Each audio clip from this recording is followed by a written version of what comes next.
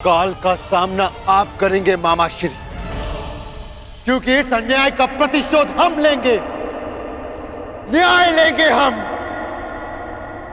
तुम्हें न्याय मिलेगा। प्रत्येक पापी को उसके किए अधर्म का दंड मिलेगा। प्रत्येक के कर्मों का फल उस तक लौट कर आएगा सखी। 13 वर्ष पश्चात हम फिर लौटेंगे और इस बार आज्ञा नहीं, हम अपना अधिकार लेंगे। और जो कुछ इस द्यूत भूमि में हुआ है उसका प्रतिकार हम युद्ध भूमि में लेंगे। मैं प्रतिज्ञा लेता हूं कि पांचाली के अपमान पर अट्टहास करने वाले इन 100 कौरों को मैं अपने इन हाथों से यमलोक भेज दूंगा।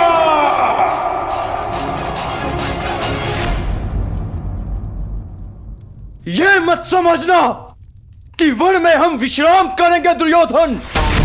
हर पल प्रतिशोध की अग्नि में जलेंगे और जब लौटेंगे तो इतने बाण बरसेंगे, अंधकार छा जाएगा हस्तिनापुर के भविष्य पर। महायुद्ध होगा।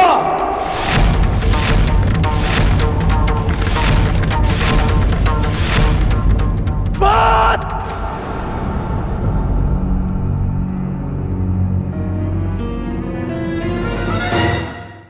किस बात का प्रतिशोध अर्जुन? आज द्रौपदी का सम्मान भंग हुआ तो उसका कारण दुर्योधन के प्रतिशोध से अधिक युधिष्ठिर का लालच था। और अब वनवास भी तुमने स्वयं पाया। मैं ये नहीं कहता इस सभा में जो हुआ वो उचित था। दुर्योधन ने जो किया वो धर्म था। तुमने भी अधर्म किया। तुम्हारे साथ जो हुआ उसका कारण तुम्हारा मिथ्या धर्म है, तुम्हारा लालच है। तुम्हें लगा कि एक बार और युद्ध खेलकर कौरवों को सदा के लिए वन में भेज दोगे। तुम्हें लगा कि यही अवसर है, खेल लो। परंतु अवसरवादी वीर नहीं होते। वीर वो होते हैं जो हर क्षण को अवसर बना दें। यदि आज तुम ये दूसरा दाव ना खेलकर युद्ध करते तो सौगंध अपने गुरु परशुराम की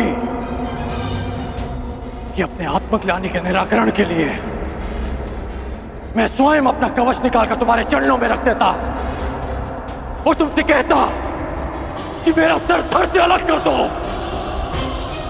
परंतु तुम सब कायर हो। तुमने द्यूत चुना, युद्ध नहीं।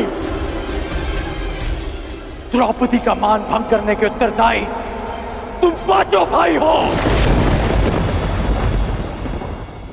जब देखो नियम और धर्म का बखान करने वाले। जानते भी हो कि नियम और धर्म क्या है? नियम और धर्म वो होते हैं जो समाज और मनुष्य के कल्याण के लिए होते हैं, और जो नियम और धर्म विनाश ले आए वो अधर्म है। और इस बार ये अधर्म तुम सबने किया है। धर्म और अधर्म का निर्णय इस सभा में नहीं होगा कर्ण। बीतने दो 13 वर्ष, उसके पश्चात होगा यह निर्णय। उन 13 वर्षों के पश्चात कर्ण युद्ध भूमि में तुम्हें सबसे आगे खड़ा मिलेगा। तुम भाई जिसे धर्म युद्ध कहते हो, मैं उसे तुम जैसे धर्म को ना समझने वालों के विरुद्ध महायुद्ध कहता हूं। ये युद्ध प्रतिशोध के लिए नहीं होगा, ये धर्म युद्ध होगा। धर्म और न्याय की स्थापना के लिए होगा, साधुओं के परित्राण के लिए, दुष्कर्मियों के नाश के लिए होगा। जब खेत में खरपतवार इतनी बढ़ जाए कि रोकी ना जा सके तो उसे जलाकर भस्म कर दिया जाता है, ताकि उसकी भस्म की नींव पर नई फसल जन्म ले सके, एक नए संसार के लिए, एक नई व्यवस्था की स्थापना के लिए, सुनहरे भविष्य के लिए कलंकित वर्तमान के विरुद्ध युद्ध होगा। इस सृष्टि का सबसे बड़ा युद्ध होगा। उनके विरुद्ध जिनके हाथों में मैं भारत का भविष्य सुरक्षित नहीं समझता। तुम्हारे धर्म की विद्या सोच और मेरे परिवर्तन की प्रतिज्ञा के मध्य होगा महायुद्ध, होगा महाभारत। ऐसा युद्ध जो ना पहले कभी हुआ है, ना इसके पश्चात होगा। होगा महाभारत।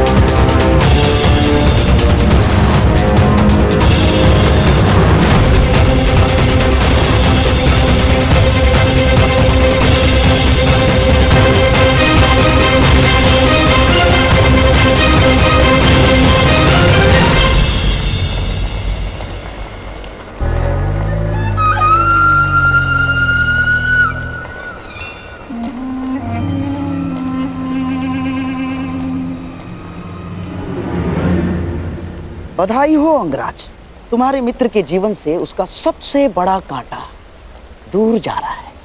और यदि मेरी दृष्टि से देखें तो एक महायुद्ध हस्तिनापुर के समीप आ रहा है। ना, कोई युद्ध मेरे दुर्योधन के निकट नहीं आ सकता अंगराज। 12 वर्ष के वनवास के पश्चात उस 1 वर्ष के अज्ञातवास में पांडवों को हम ढूंढ लेंगे और फिर से उन्हें 12 वर्ष के वनवास पर जाना होगा।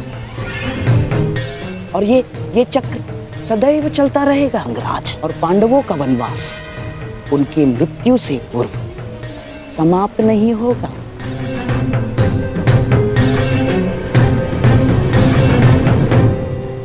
और यदि समाप्त हो गया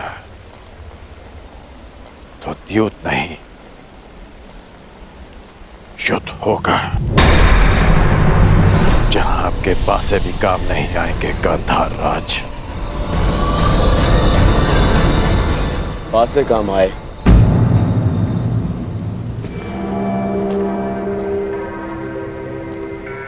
या ना आए, मुझे तो इस बात की प्रसन्नता है कि आज मेरा मित्र मेरे काम आया। आज जिस तरह से जो कुछ भी तुमने किया, जो तुमने मेरा साथ दिया, जो उन पांडवों को उत्तर दिया, मैं बहुत अभिभूत हुआ मित्र।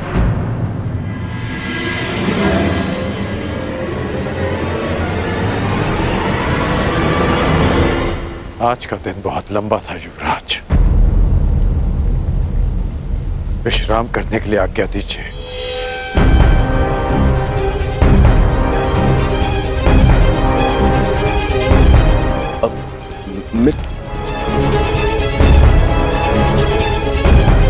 मामाश्री, ये द्यूत तो मैं जीत गया, पर कहीं ऐसा तो नहीं कि मैं अपना मित्र हार बैठा? नहीं दुर्योधन, ऐसा हो ही नहीं सकता। तुम्हारा ये मित्र अंगराज कर्ण तुम्हें छोड़कर कभी नहीं जा सकता ना। अब तुम चलो, कल की तैयारियां करो।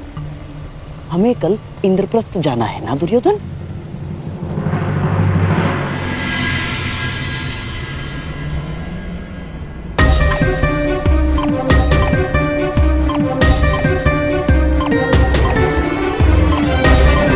ये भूमि पर जलने के चिन्ह कैसे हैं? ये पांचाली के चरणों के चिन्ह हैं। उसके मन की अग्नि उसके तन को जला रही है। भ्रातृश्री, पांचाली को तो ये भी ज्ञात नहीं कि हम 12 वर्ष का वनवास लेकर आए हैं। तुम्हें न्याय मिलेगा पांचाली, परंतु इस समय अन्याय के तुला के एक और पल्लड़े से मिलना शेष है।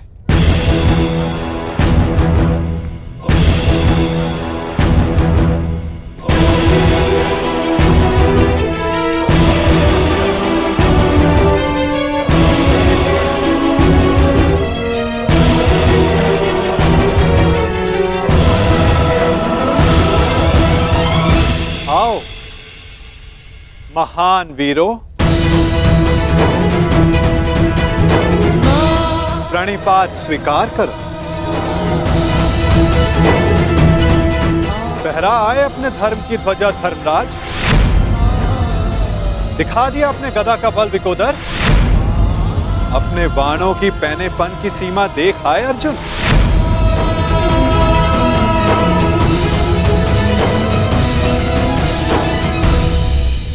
हमें क्षमा कर दीजिए केशव।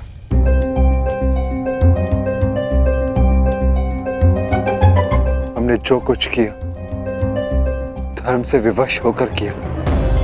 कदाचित दुर्योधन का भी यही कहना होगा कि उसने जो कुछ भी किया धर्म के तले किया, परंतु धर्म क्या है, उसकी सीमा क्या है, क्या यह सब जानने का प्रयास आप सब में से किसी ने किया?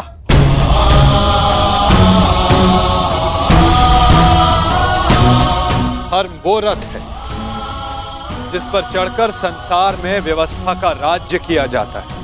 धर्म वो बाण नहीं जिसे हाथ में लेकर अधर्म को तांडव करने दिया जाए। अंधकार में रोशनी देने वाली मशाल यदि हाथ को जला दे तो उसे भी बुझा दिया जाता है।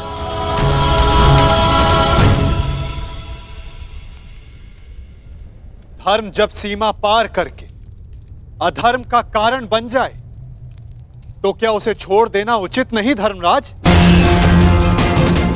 युद्ध के लिए बुलाए जाने पर ना जाना क्षत्रियों का धर्म नहीं। अच्छा है, परंतु क्या अपनी प्रजा के अस्तित्व को उनसे बिना पूछे दांव पर लगा देना क्या धर्म है?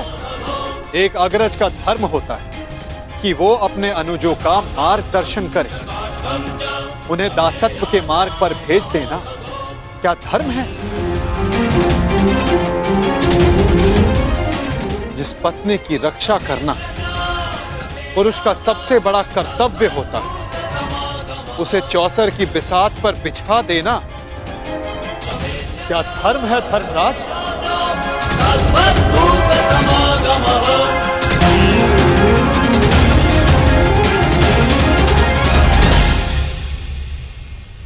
हम क्षमा चाहते हैं वासुदेव। मैं क्षमा नहीं करूंगा।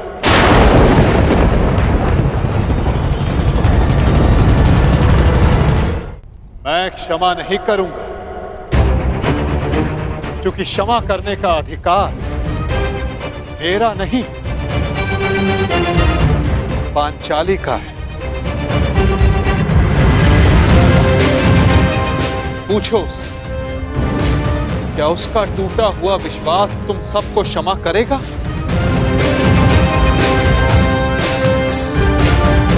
क्या उसके खुले हुए केस तुम्हें क्षमा करेंगे? क्या इतिहास तुम सबको क्षमा करेगा?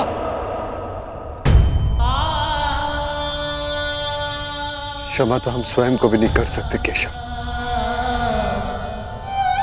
बस एक अवसर चाहिए। अब आप क्रोध में आकर हमारा साथ मत छोड़ जाइएगा। स्मरण रखना धर्मराज, मैं किसी के साथ नहीं, मैं इस समय केवल विरुद्ध हूं, हर उसके विरुद्ध जिसने पाप किया या मौन रहकर पाप सहा। यदि मैं किसी के साथ हूं तो केवल स्त्री के मान के साथ हूं। मैं केवल द्रौपदी के साथ हूं। आप बिल्कुल ठीक कह रहे हैं केशव। हमने जो अपराध किया है वो क्षमा करने योग्य नहीं है।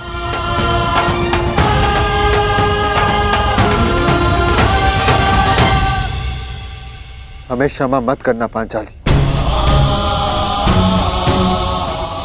क्योंकि कहीं हमें एक क्षमा भुला ना दे कि हमें तुम्हारे साथ हुए अन्याय का प्रतिशोध लेना है। हमें हमारे अपराध का दंड नियति ने दे दिया पांचाली। हमने हमारी गृह लक्ष्मी का अपमान सहा और नियति ने हमें राज लक्ष्मी से वंचित करके वनवास दिलवा दिया।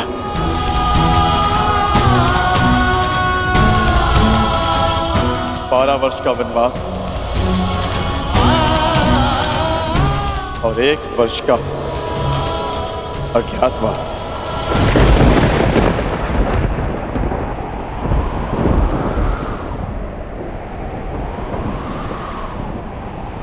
कोई अंतर नहीं पड़ता मुझे, कोई अंतर नहीं। अपना सम्मान भंग हो जाने के पश्चात मेरे लिए ये राज्य, ये महल, ये सुविधाएं कोई मोल नहीं रखती। अच्छा ही है, कम से कम ये वनवास और अज्ञातवास आप सभी को अपना लक्ष्य स्मरण करवाता रहेगा।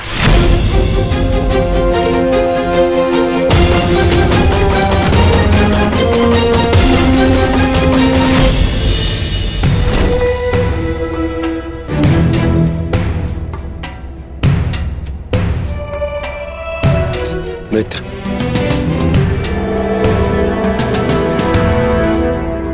तुम यहाँ अकेले क्या कर रहे हो मित्र? इस सुरक्षा चौकी की जांच कर रहा हूं युवराज। वर्षों से हस्तिनापुर पर आक्रमण करने का किसी ने साहस नहीं किया, परंतु अब आभास हो रहा है कि आक्रमण शीघ्र ही होने वाला है। तुम व्यर्थ ही चिंता कर रहे हो मित्र। 13 वर्ष बहुत लंबा समय होता है और उन पांडवों का तो वनवास कभी समाप्त नहीं होगा। परंतु फिर भी तुम्हें यह करना ही था तो किसी सेवक को बुला लेते, उससे करवा लेते। एक सेवक ही यह कार्य कर रहा है युवराज।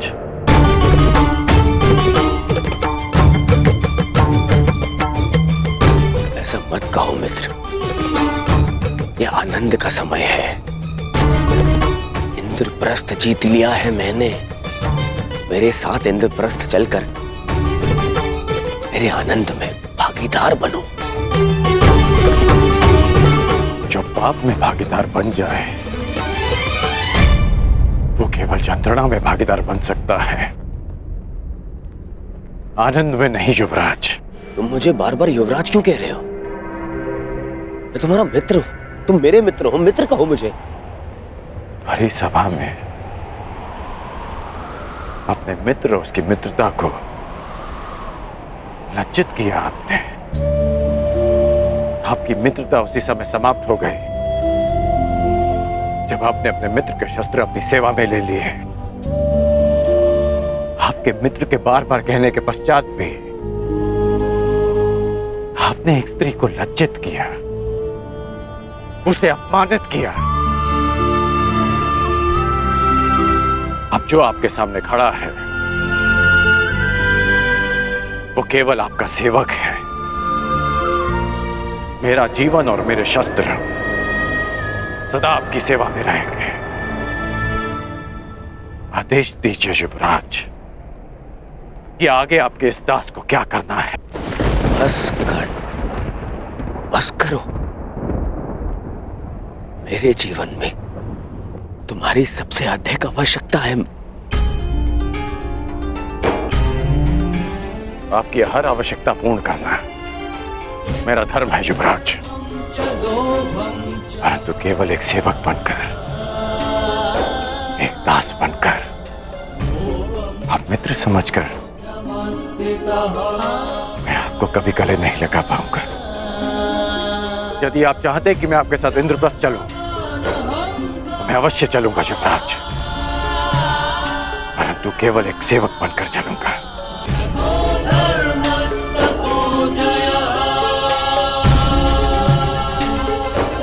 अपने दास को आज्ञा दीजिए युवराज। बड़ी बात।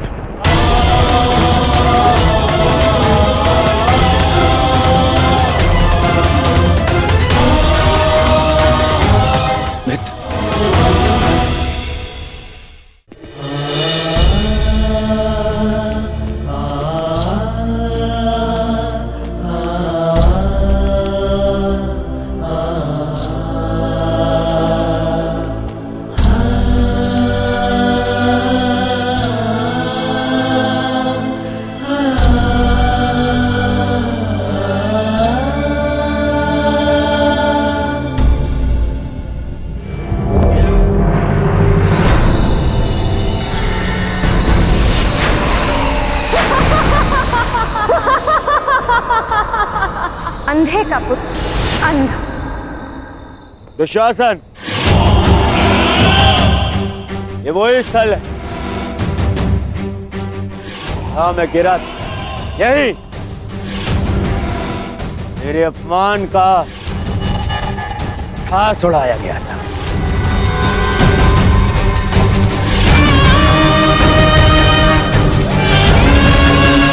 इस स्थान को तोड़वाकर इसे समतल बना दो। इस माया महल के हर एक भ्रम को भंग कर दो और यहाँ वो चिन्ह स्थापित करो जो संसार को यह बताता रहे किस प्रकार दुर्योधन ने अपने अपमान का प्रतिशोध लिया था।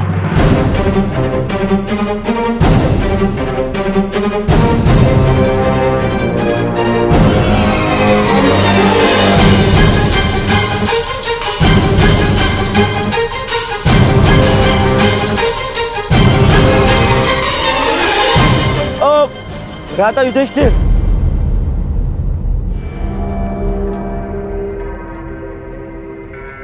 अरे मेरे पांडव भाई जा रहे हैं, परंतु जब भाई दूर जा रहा हो तो दूसरा भाई उसे भेंट दे। ये रीति है ना मामाश्री? हाँ। तो इन भाइयों के लिए इस भाई की ओर से एक छोटी सी भेंट।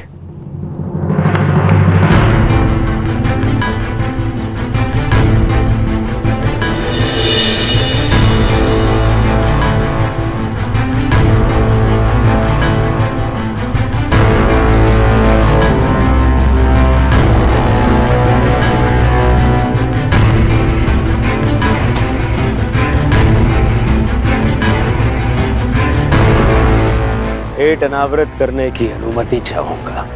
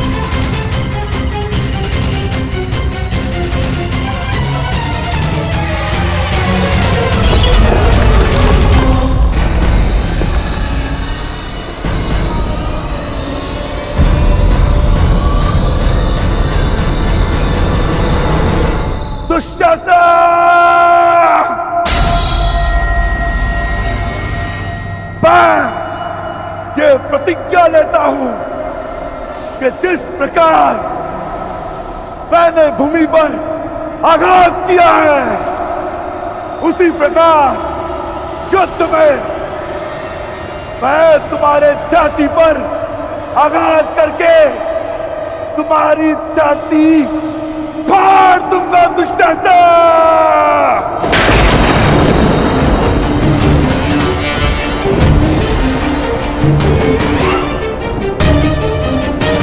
तुम्हारे छाती के लहू से याज्ञसेनी के केश धोऊंगा।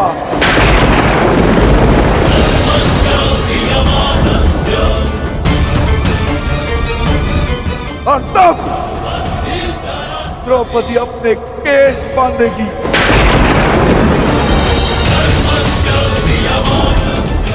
तुम्हारे छाती का लहू पीकर मैं अपनी प्रतिज्ञा पूरी करूंगा।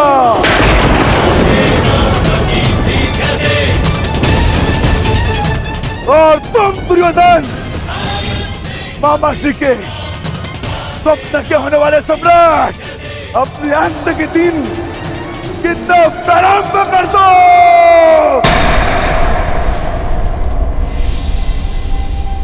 दुर्योधन, मुझे तो भय लग रहा है भीम का।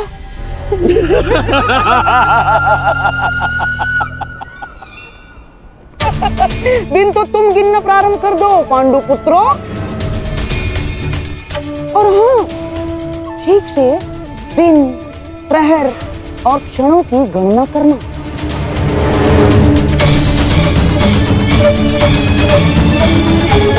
कहीं चूक गए तो फिर से वनवास। जाओ।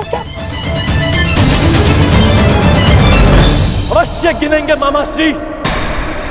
मैं पांडुपुत्र सहदेव ये प्रतिज्ञा लेता हूं कि ये वनवास समाप्त होने के पश्चात मैं आपका वध करूंगा।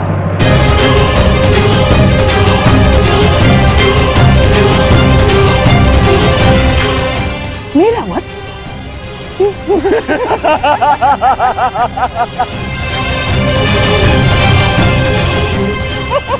जाओ।